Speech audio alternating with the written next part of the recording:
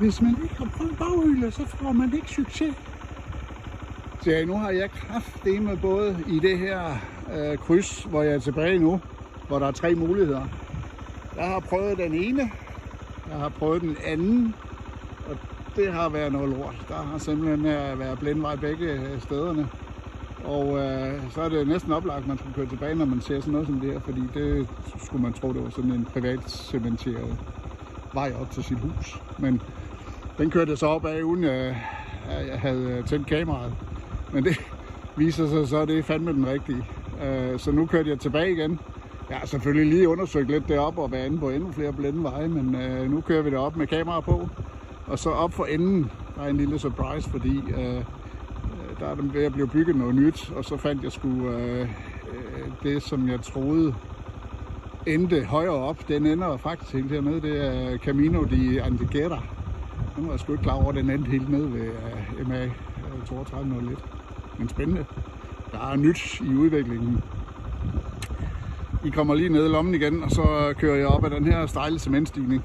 Den er faktisk temmelig lang, men der kan jeg sådan formentlig nok køre nogenlunde fornuftigt med en hånd.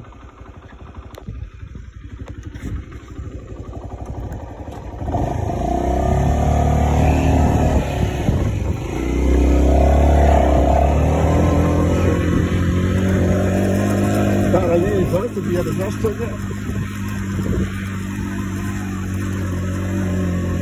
Selvom vi kører på cement, så er det lidt afhængig af, hvad dag det er lagt. Fordi hvis det er først på ugen, så er det sådan egentlig meget jævnt. Men hvis de lægger det så lige for weekenden, så er det sandt med noget lort at køre på. Og plus, som vi tidligere snakker om, så har der både været hester og hunde og fætter og kusiner med på arbejde, bare gået på det endelig tør. Men igen, det er betingelserne her spændende. Vi bliver lige første, fordi jeg stykke tid, der er sgu lidt stejl her, så det bliver bare stille og roligt på opad.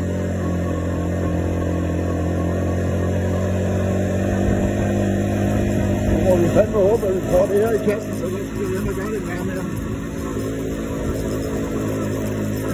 Det er et produktivt område, der har formentlig været en indflydelsesrig frugtavler, der har været med til at få det her lagt.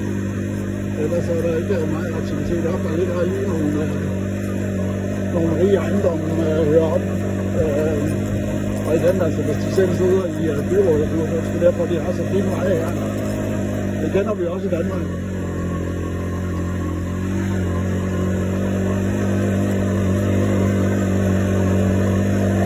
Det går stadigvæk stejlt op, og det er sgu fint. Altså,